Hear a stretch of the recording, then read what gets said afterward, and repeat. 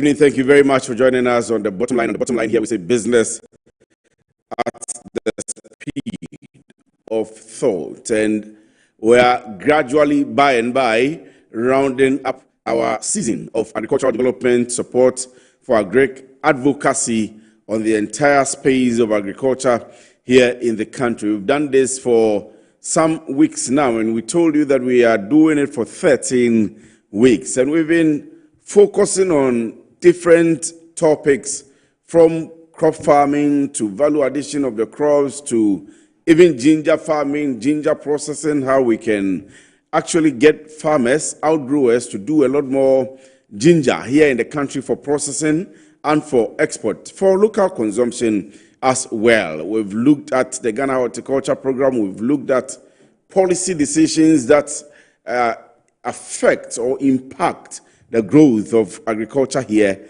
in Ghana. What we haven't done, mostly we have done, but not too much, is to focus on the aquaculture and fish farming and fishing here in Ghana. Tonight, we turn our focus onto the fisheries ministry and everything within the ministry, everything that has to do with fisheries here in Ghana. And there are lots of issues happening within the industry. Tonight, we have a very special person that we are going to host and ask him all of the questions that are bound. It is not the minister yet. Maybe next week or the following, we'll try and get the minister. But we are beginning the discussion on fisheries here in our studios tonight. I'm sure you want to stick and stay with us, even if you are not in any part of the coastal areas, because you buy fish from restaurants, from your local community, from the market, wherever it is. We are going to actually look at the source of all of this and how we get fed with fish here in the country, the challenges that they are facing within the industry and how they intend to resolve these challenges that they face and be able to produce more. One of my biggest challenges that I will be asking my guests tonight is how we import fish into the country. I know and I am aware that from UK, for example, we import a large amount and value of fish into the country. When you are looking for redfish, or when you buy redfish, for example, or snapper, for example, from the restaurants, you may necessarily or mostly be buying an imported fish. What is happening here in Ghana? How can we support the growth? What are their problems? What are their challenges? How can we all come around and get together? And then if there is the opportunity, maybe we'll get into a local fish production as well, if it is possible. So you want to stick and stay with us. So tonight, it is about fish and the fisheries. I'll come back pretty shortly, and I'll show you some slides when I'm back, or maybe I'll begin the discussion before I show you the slides, and then we can get properly on course. So stick and stay with us. If there is a possibility, we would allow 1 or 2 text messages. This is Kwesi Efree, and we're coming your way live from our studios here at Rage in Accra. This is the bottom line. Please stay with us.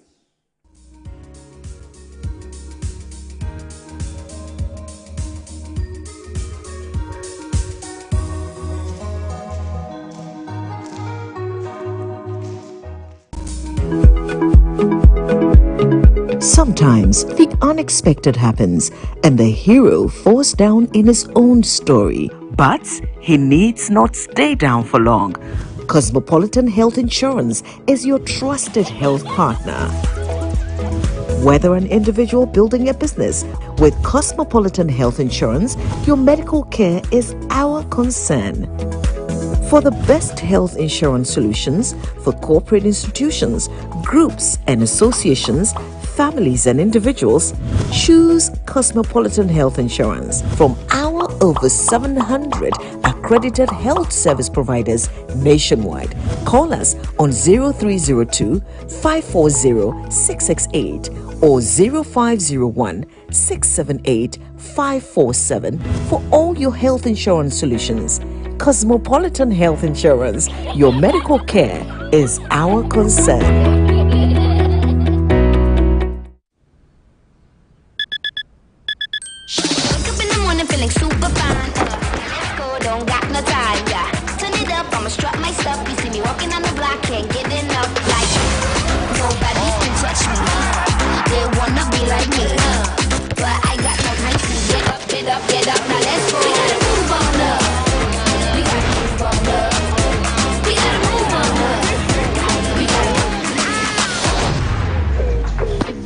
play me for? It's go time. We gotta move on up. We gotta move on up. Call me. We gotta move on up. We gotta move on up. Now let's go. Beautiful. Get up. Wow. Get up, let's go. Decent cross, wasn't going for it. And towards goal! That's a superb finish. When it's go time to supercharge your hustle, make it go time for GoTV. Get up, now let's go. Love it.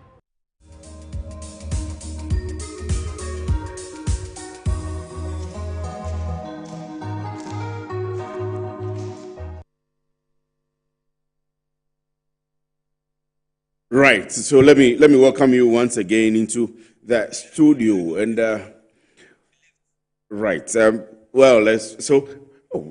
I'm turning around left, right, but it happens like that. We have too many cameras. We call them the robotic cameras here at Metro TV, and we can actually boast that we are one of the well advanced when it comes to technology. I'm sure my guest here can attest to it. But let me welcome you first. And Nee, you're welcome. I'm going to introduce you properly. But this is what happens with us regularly. We count about 9 cameras or 10 cameras at a go. So usually we have the challenge of.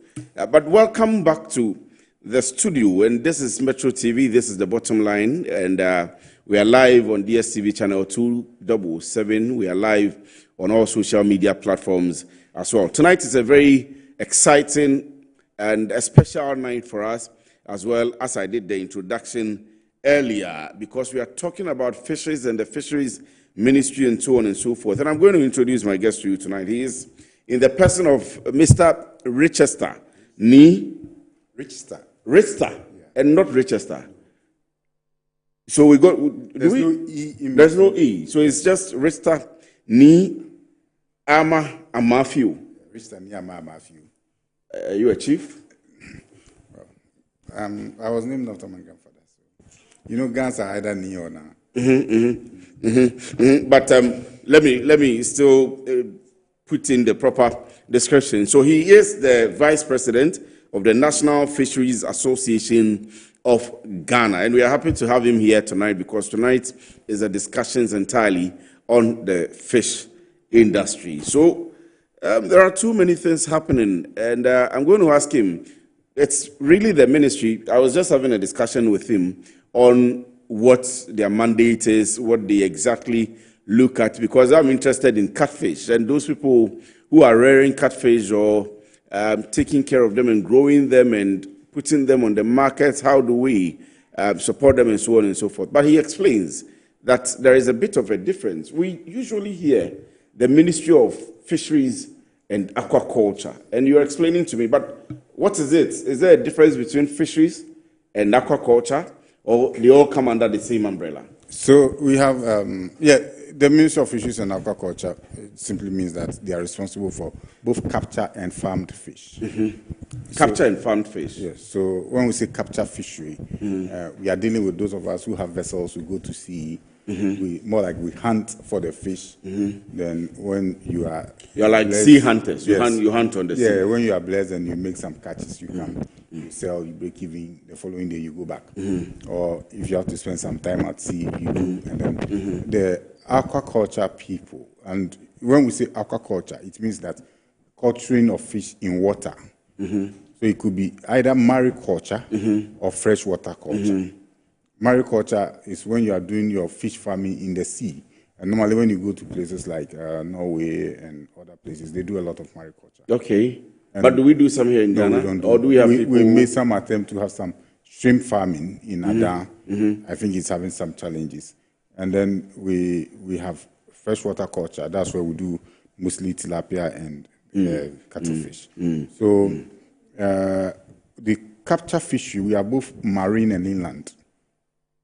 So you say, some people may be living in, people living around the Black Water and all of that. They do fishing. But when we'll come to the details of the capture fishing, but when we hear of fishing, maybe going to sea to fish, we usually think about the coastal areas. We think about Greater Accra, the central regions, the western regions, and the Volta region. So for instance, NAFAG comprises those who do inland fishing as well. Inland fishing. Yes. So, and where do we have them in Ghana here? all over, wherever you find the water, you find fresh water, you find fishermen there. So the akosomo that you buy, smoked akosomo, were actually harvested by inland fishermen. Okay. So they are part of the fisheries sector. They play a major role. They make a major contribution to the fisheries.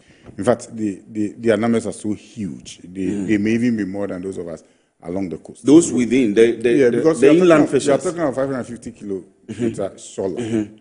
The inland fishery goes all the way to the north. But that would mean that we have the very small fish farmers I'm not talking about. I'm talking about the capture fishery inland sector. I mean the capture. Yes, so those who are along small villages. The small ones. And then they have small canoe. They go onto the water and other places. So we don't have vessels on the water? Or no, we don't have vessels. We have small canoe. Okay. They make a lot of contribution to our fisheries sector. Contribution financially, as in so that's the whole economy. Yes, the economy. Their market in Adabraka is huge. You know, there are people who are mostly interested in smoked freshwater fish, and they have a huge market. And they are cumulatively they have a lot of numbers because they are along a lot of villages. Interestingly, we've not paid a lot of attention to them, and we normally, when we say fishing, we just look at those with the vessels, and we talk about those who go to deep sea. And that's why the Galamsey is having tremendous impact on the fishery sector itself, because people who otherwise may be fishing in the Ankobra, the Pra, and all of those are out of business because you've destroyed their source of livelihood. But why are we not paying attention there? I mean, so when we discuss Galamsey all the time, our focus has been on the destruction of the river bodies. So as soon as you think about the water body, you need to know that fish can only survive in water. Yeah, exactly. So when you lose the water, you lose the fish. You lose not just the fish. You see, you lose beyond the fish. You also lose some people's culture, their livelihoods and all of that. I don't know if you've been to Anyanui before. Anyanui is around the water, and all they do there is to harvest and plant, what do you call them, mangroves for fish smoking. It's a whole business in there. So, you see, it goes beyond just that. Now, shellfish industry. I met somebody in Rhode Island, in the US, and from university, he went straight into, his research was around shellfish. So he went straight into oyster and clam farming. And they are filter eaters. So you need fairly clean water to be able to farm them. He was farming them. He was not picking them like the women pick the other day. He was farming them. And that's a lot of money. He was making about $1 million every year. Every year? Yeah. $1 million? Yes. In fishing? In clam farm, in shellfish farming. I was eventually going to ask you whether the business is profitable, but let's come back and begin from the basics. Maybe we'll come back to the Galamsey again. The association is National Fisheries Association. Who exactly are you? So it's the umbrella body of the 5 major sectors, except the aquaculture. So you have the inland fishery sector. You have the marine canoe sector. You have the marine semi-industrial or inshore. You have wooden vessels. Then you have the industrial trawl. And then you have the industrial tuna. So there are 5 sectors. Industrial trawl. And the industrial tuna. Yes. So take me through these. You've explained the inland already. So the inland are the small ones along the river bodies, the Ankobra, Okay. Then you have the canoe, the marine canoe. The canoe we see, all over there. So they are the National Canoe Fishermen Council. Then you have the semi-industrial. They use inboard motors, wooden vessel. By our law, they are not supposed to be more than 150 GRT tonnage, gross registered tonnage. So up to that level, we say they are semi-industrial. Then you have the industrial trawl, which in Ghana is up to 300 GRT. And then you have the industrial tuna. Industrial tuna are large offshore vessels. that- Vessels. So the that tuna target is not the tuna. fish we are talking about, it's the vessel. No, I mean the fishing activity. I'm giving you the size of the vessels Okay. that you use for the various sector activities. Yes. Now, their species are different. We say tuna specifically because the tuna vessels target tuna Okay. and tuna-like species. And they are deep in the sea. Yeah, so the tuna vessels sometimes go very deep. Because Like how far do they go?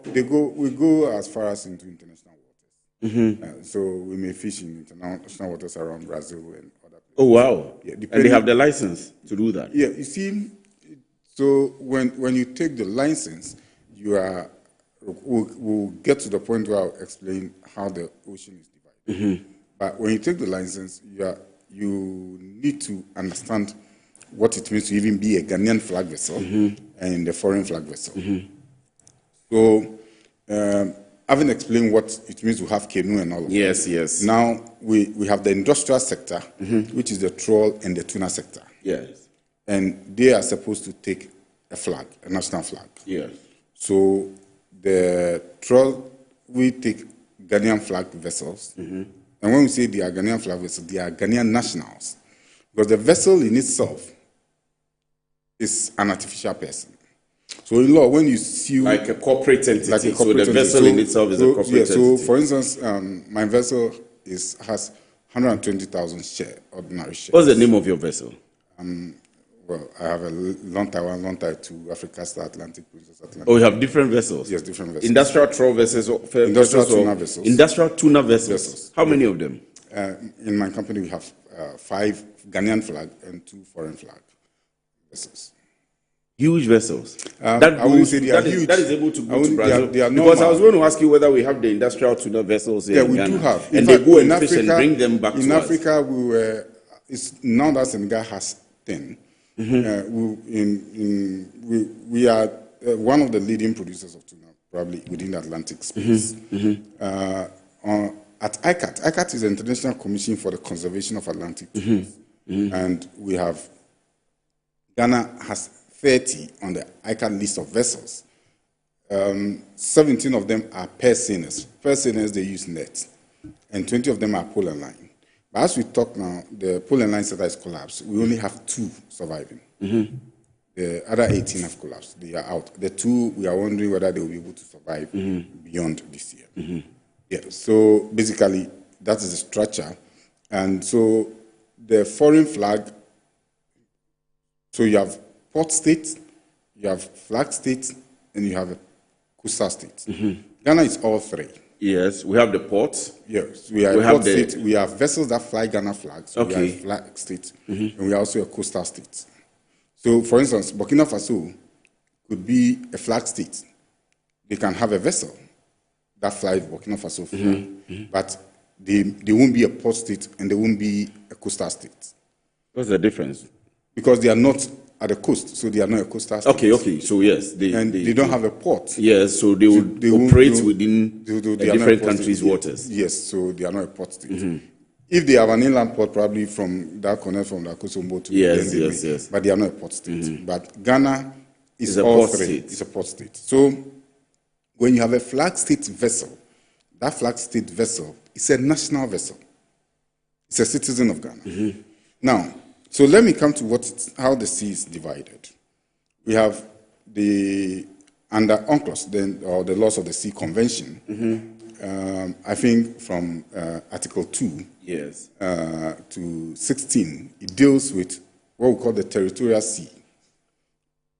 So you have the inland waters. We learned a bit about this during the ATLOS ruling. Yeah. I don't know how related it is for the basically, fishing industry, so, but yes, the same thing. So you have the inland waters, which are, then you have the territorial sea, which is up to 12 nautical miles. yes. Then you have the contiguous zone, which is up to 24 nautical miles. Then you have the EEZ, the exclusive economic zone, which is up to 200 nautical miles. And then you could apply to extend your continental shelf to up to 150 nautical miles, which would then extend your area, total area, to 350 nautical miles. But you see, I was telling some people that if we were taught how to draw the Ghana map very well, we probably would have drawn the Ghana map to meet the 12 nautical miles, because that is the territorial sea. It's part of the land of Ghana, the 12 nautical miles. So for that, we have every right, including the right to take taxes, every right that we exercise as a country on the land is exercised up to 12 nautical miles. Within the sea, deep into the sea. After the 12 nautical, so we have absolute control over the airspace and everything. It's part of our territory, basically. So it's part of our internal land and everything. Then beyond the 12 nautical miles, you have the contiguous zone, where we have some economic right and all of that. But we are limited in terms of what rights we have. Then the EEZ basically deals with economic issues and basically. So vessels cannot cross our territorial sea without permission. So basically, you need to get it. Yeah, I get it. I get it. That is, so it's like an aeroplane flying into our airspace. They need permission. Once you get into the territorial sea, you need so it's permission. the same thing on the sea. It's the same thing on up to 12 nautical miles. Yes. Beyond so people misconstrue the entire EEZ, that is up to 200 nautical miles, to mean part of the country. No, it's only up to the territorial sea. Yes. The other things has to do with economic rights and other things. Then you have the international waters. And so for the international waters, it's a shared resource for all countries. So Burkina Faso, for instance, may not be a coastal state, but can exercise some economic right within the international waters. Yes. So when there are resources within the international waters, Burkina Faso, for instance, could also benefit from those rights within the international waters. And I think that the UN is coming up with a treaty on the international seas so that its management and governance become, because now no country has some governance arrangement. It's not exclusive to any country. It's a shared area for all countries in the world. So basically, that is how the sea is structured. Now, for the industrial sector, we take license and we fish currently from 6 nautical miles. After the land border? No, from what we call the baseline. Baseline. So there's a baseline. It's not necessarily the coastline. Okay. So the baseline is developed per UNCLOS. So from the baseline, you have 12 nautical miles, and then we have what we call the IEZ, the inshore exclusive zone. The inshore exclusive zone is up to 6 nautical miles currently. And the ministry is trying to push it to 12 nautical miles. And we are raising issues that when you do that, basically what you are saying, be pushed away. Yeah, what you are saying is that if I fly a Ghanaian flag, then I don't have a right to even fish in my own country. Within your own territory. You understand? I guess. And then you have foreign flag vessels. These are vessels that come into our waters with foreign flags, but we give them access. So they take what we call access lines to take fish. And most of the foreign flag vessels only take tuna. And you see, we fish on some quota in the tuna sector. So it now counts against the country of flag. So if a Belize flag vessel is fishing in Ghana, that Belize flag vessel takes probably 100 tons of fish. Of tuna. Of tuna. It will count against Belize at the next meeting of the International Commission on the Conservation of Atlantic Tuna. It will not count against Ghana because it's not a Ghanaian flag vessel. So these are some of the. But it can be. We can have a Ghanaian flag vessel. Can we have two? Yeah. So for instance, no, you can't fly 2 countries. So you can't flag Ghana and flag so that you can operate within your amount and still. No, because you have to be regulated by the countries. By one country. Whose flag you are flying. So if I'm flying a Ghanaian flag and I want to go and fly a Beninua flag, I have to deflag from Ghana. Okay.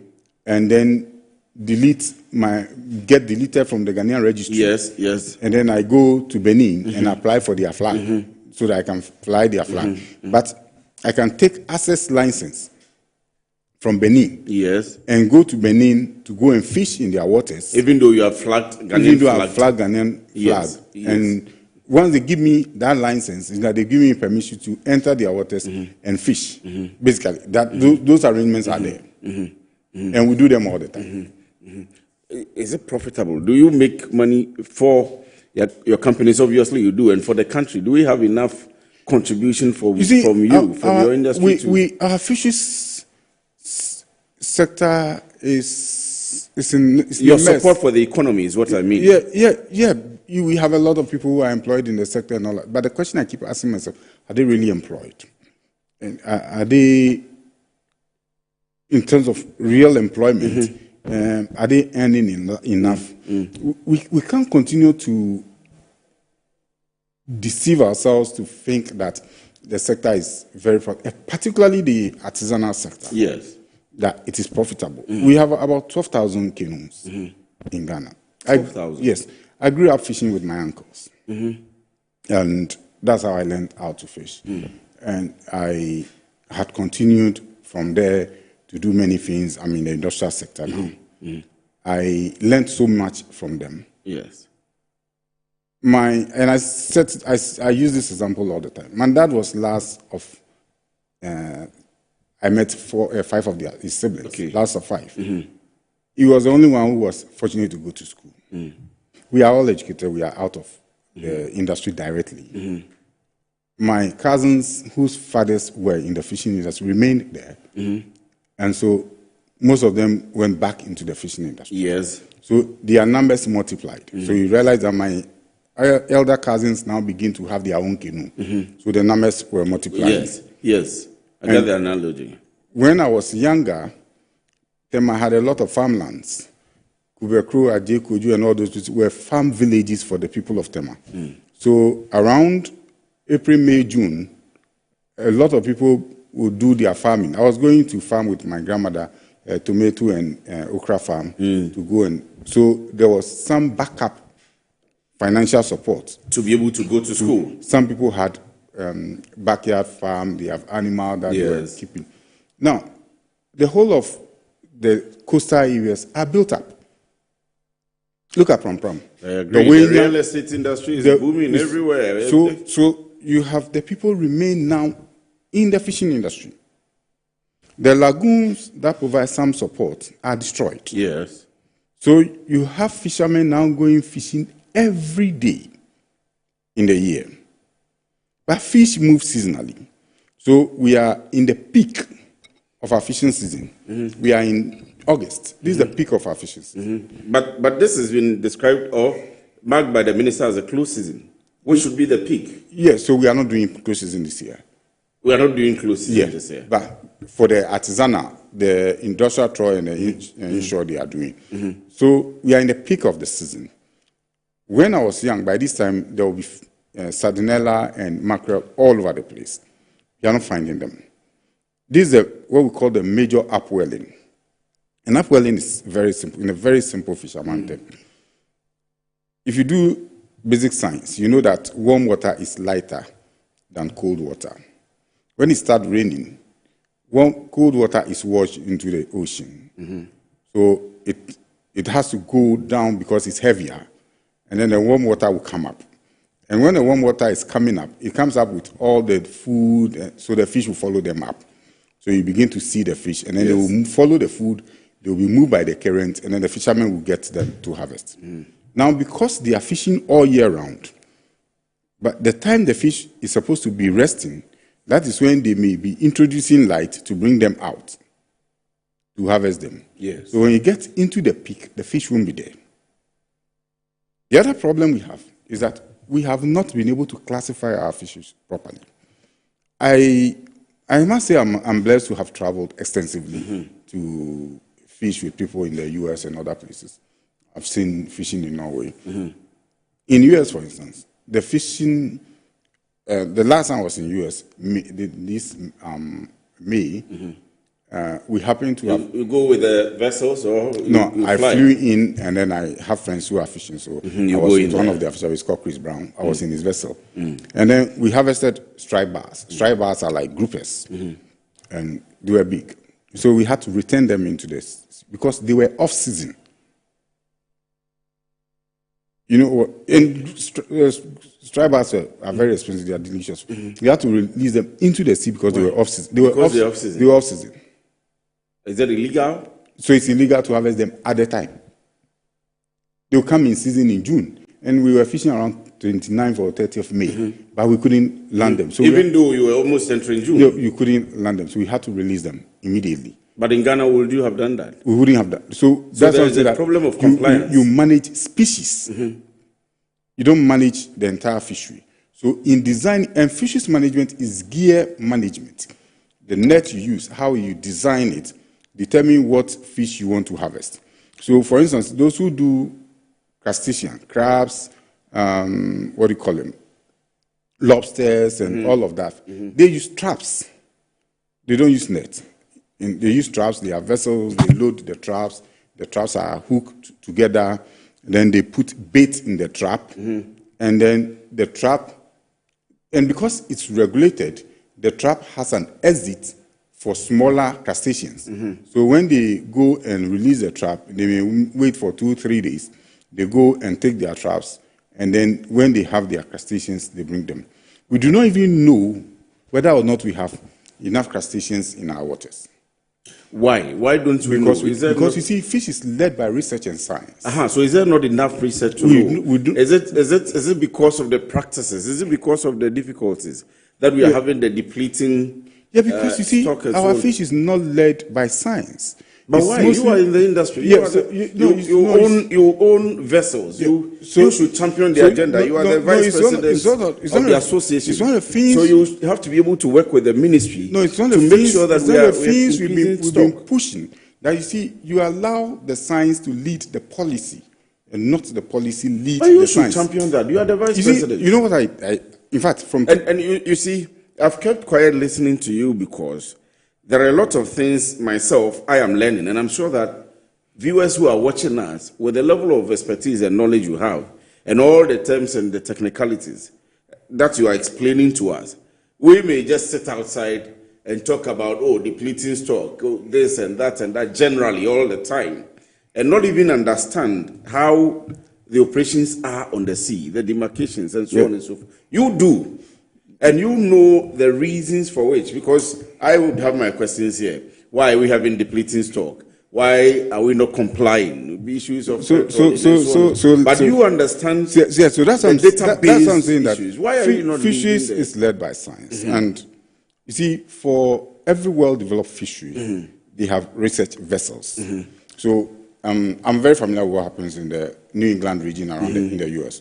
So University of Rhode Island, for instance, has a research vessel that does weekly survey continually, and they've done that since 1947. Do we have in Ghana? We don't have. None of our universities has a research vessel. And the ministry hasn't thought of it? The country itself doesn't have a research vessel. The last time, but the ministry hasn't thought of it. Well, there's been some proposals to buy a research vessel, and it's been on and off the table. But you see, you even need all three universities that are running fishery science to have their own research vessels and have specific areas they do their research and what species they research into. You need to have experts in gear development, because gear is everything. So, for instance, I will still use the US, they had issues with cod because the cod fishery was collapsing and they needed to protect the cod. But the cod and the haddock move together, just like you have the sardinella and the mackerel. What normally we say is... No, all of these you are mentioning are type of fishes. What we normally say, herrings and salmon. Those are the local No, they are not. We don't have herrings and we don't have salmon here. Yes. What we have are sardinella and... so what you call salmon is mackerel. Mackerel. And what you call herring is sardinella. Wow. Yeah. Wow. We have herrings, but they are not what we have. You understand? Yeah. Normally we have a lot of round sardinella. So they move together. But they studied the fish behavior, because you need to study fish behavior to design the gear. And they realized that one swims up and one swims down. So they now introduce square meshes to do what we call selective gear. So those that swim up, if they don't want to harvest the cod, they'll put the square mesh on top of the trawl. So they will swim up and swim out, and then the haddock will swim down and into the cod end. The cod end is like the bag that holds the fish. Yes. So you need to do a lot of research to fish understand behavior, the behavior of the fish and how you get them in. And then they have what we call scallops in the US. It's very expensive. Scallops are just shellfish, and they take the meat out. And they close the scallop fishery for a very long time. And when they open the fishery, there will be enough stock. So you see, if you don't begin to study fish behavior and you don't allow the science to lead the fishery and you allow politics to lead your fisheries management, it becomes a problem. Do you think the industry is politicized? We, as an industry, we have our political persuasions. No, I mean of not individual political persuasions, but the industry itself. The industry itself is not politicized. It's not politicized. Policy decisions and all of that, it's not politicized. No. Does it go according to your technical expertise? No.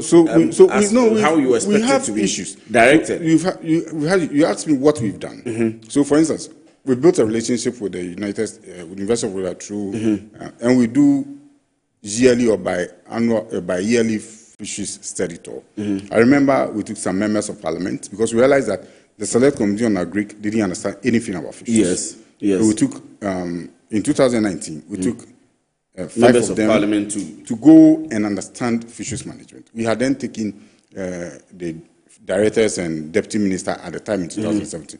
2022, we took our council and a team also there to have a better understanding appreciation of the fisheries sector and how the fisheries sector is managed. Even the Fisheries Commission meeting is not done in conclave the way we do it.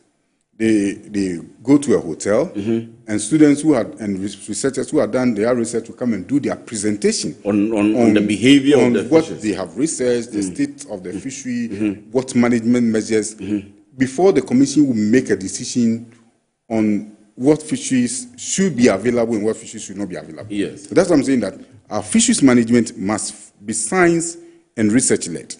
If you leave that out and you want to use raw policy to manage the fishery, we'll go the way we are going. And fisheries live in water. Yes. In a lot of areas, you manage the fisheries and the water together. You can't manage the fisheries separate from the water body. So if you are managing the fisheries and the Fisheries Commission gives license for you to fish, and someone else gives somebody license to now mine in the water body, it becomes a problem. It destroys the water body. You understand? Which now kills the fishes, Yes. as you say. And so you need to have a system that allows you to manage both the fishery and the water together. Do you see an end in sight? Is there a point where we are going to get to as a country, from where you say it, and as an expert, where we will be able to buy into all of the things that you are saying? You see, the data and science management, and maybe get to the level where we have enough fish from what the industry players are providing. Probably, I am afraid. Maybe let me add, and to stop importation of fish. We may not be. Our fish consumption is very high. Yes. You understand? But do we have the capacity? If we decide to do it right, we may be able to. We may not be able to rule out completely because there are choices. For instance, if I want to eat salmon, we don't have salmon. Because we don't have it. We don't have salmon in Ghana, Yes, so yes. I may have to. Yes. People have choices. Yes. But what I'm saying is that. But the importation is to complement even the ones that we now can. It looks like we are fishing to complement what we are importing because the importation looks to be overtaking what we are harvesting. Yes, and that's why I'm amazed that we have this capacity with these vessels and all that, and we still import fish. But kindly indulge me. Let me just take a quick break. When I come back, I'll be on that. And if we have time, we'll talk about the bill too. Yeah, sure. So yes, you're still watching us live on Metro TV. We'll be right back. Stay with us.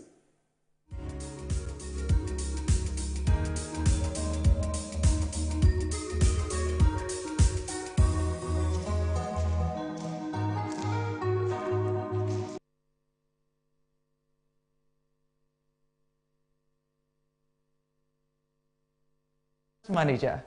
Of course, I accept only quality and affordable printed souvenirs for my promotional campaigns. I'm the head of academic affairs of a very important institution in Ghana. Of course, we only deal with quality, reliable printing companies for our institution's printing materials. I'm talking about appointed time printing. Appointed Time Printings. We take pride in our extensive print scope that transform your ideas into captivating visual masterpieces. We delve into the core objectives and vision of each print project. Precision printing is at the heart of our printing process as we meet your tight deadlines. Our rigorous inspection, color verification, and overall printing excellence are assured. 20 years of printing excellence. It's always a pleasure working with you to create a vibrant, dazzling printing experience that gives you a masterpiece. Appointed Time Printing, your world of quality and affordable printing. Good evening and welcome to the greatest show on earth. This is a people's game. They will be bubbling about this one for weeks and months to come. Let's go! Lights, camera, action. Put your mind on it, looking like the truth. It's on SuperSport all season long. Pay your subscription today. Dial star 759 hash. Available on DSTV and GoTV.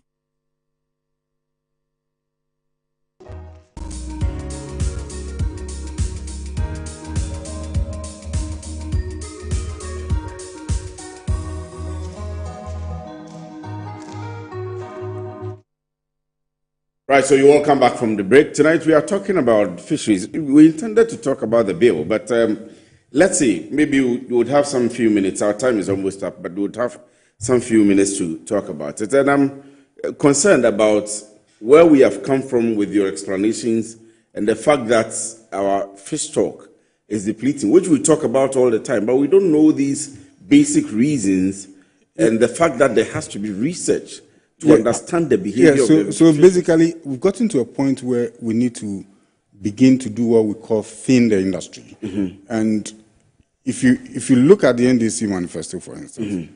there were a number of proposals that were made. Mm-hmm. For instance, there was a proposal to have a Blue Economic Commission. Mm-hmm. Because you see, the value of every product is what happens at the post-harvest level. Mm-hmm. I wanted to bring a product in China. Okay. It is supplement made from the oil of tuna to control sugar. Okay.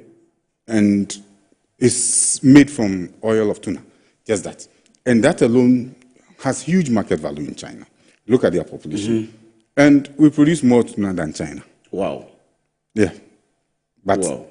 we don't have any company we don't even do a post-harvest research to understand, to be able to use. They have face masks, the one that the women do, that they make from tuna. Mm-hmm. They use the skin of fish to make surgical thread, the one that dissolves. Mm-hmm. They use and when you go to Morocco, one of the key things they are doing is the use of fish products to do many, many things. Mm-hmm.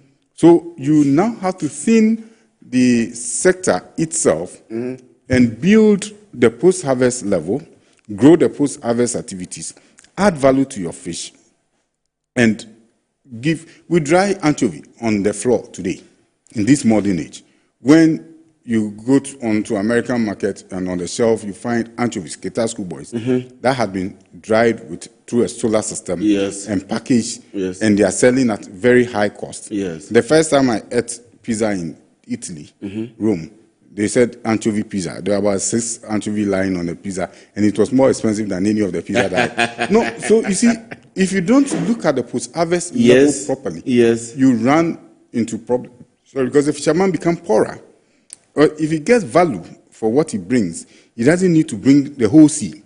But do you not think that's why I asked about the politicization? Instead of appointing a minister who is a politician and maybe comes from the coastal area, maybe not just the minister, but the chief executives of the commission and so on and so forth. No, that's the president's prerogative, and I don't want to go. I mean, you can make an input. You can make a request. I don't want to go. You need an industry person to get into this area. Because it's a very technical area. The president. You don't agree that it is a technical area? No, it's everybody knows it's a very technical area. So if the president is appointing, the president should appoint a technical person. I don't want to go into the president's discretion. He knows what. Let's not limit it to let's not limit it to President Mahama, but every president, no, you know, when, MPP when, or NDC, you know, whatever it is, appointments should be based on technical expertise. When went for the vetting, I was then the secretary of the Ghana Tuna Association. Yes. We wrote a petition to the president not to go ahead and appoint her because we felt that she didn't appreciate the industry issues. And one of the issues, I wrote that letter and signed. One of the issues we raised was that if the country was for it was a president's personal company, and people had applied for a job, and he would be looking for a technical person to have appointed. But she at the time she began to pick up, she was already on her way up. And it will happen same with the current person. So, the time she begins to pick up, but you she would already be either reshuffled. There's a perception that the fishery sector is. Or it's a fisherman. But that's why I asked who need premise to go to fishing and all that. It goes way, way beyond that. It's a highly technical area. Yes. And let me just quickly, and on the bill, for instance, we've raised issues with the bill. And it has to do with the bill, yes. It has to do one of the key issues. In fact, let me see if I can get some of the points in the slides that was put up by my producer. Let's see snapshots of the bill, and then we can quickly come back to him on the comments he has on the bill. So let's have that one. So that's the extracts of the joint fishing. Oh, this is the rejection of the bill. Yeah, so are you part of the people rejecting the bill? Yeah, I'm part of those. So, well, maybe let's... We are not rejecting the entire bill. You see, it has to do with what I call the inshore exclusive zone. That's a major thing. So now the law... The bill that had been passed by Parliament and yet to be assented by the President, and which was passed under certificate of emergency, in Section 40, was made a proposal that the Minister, upon the advice of the Fisheries Commission and in consultation with the Ghana Maritime Authority, shall by Gazette, determine what the inshore exclusive zone would be. That's where it ends. Then in the interpretation session, it goes to define inshore exclusive zone to mean 12 nautical miles. So even the interpretation doesn't... But was the bill not put together by your same stakeholders? You see, we were invited to a stakeholders meeting. At the time we went for the meeting, we didn't have copies of the bill. We requested for it, and what the response we had was that the Attorney General had advised that we should not. But this is serious because you're the Vice President. Yeah. So they said that. How is it possible that a bill is going to Parliament to regulate your activities and you don't have a copy? You don't understand the bill. So we didn't have it, and they said the Attorney General had advised that we shouldn't have it. Now the bill went to Parliament. We went to meet with the parliamentarians because this particular issue we discussed and concluded that the IEZ should not be extended. The IEZ should not be extended. We didn't discuss with the Select Committee when we went back. Then we heard that the bill was being passed and that the IEZ had now been determined to be 12 nautical miles. So we petitioned the Speaker that, well, it will collapse, and the truth is that it will collapse the trawl sector. I think about 2 or 3 years ago, one of the vessels sank and almost all the sailors died.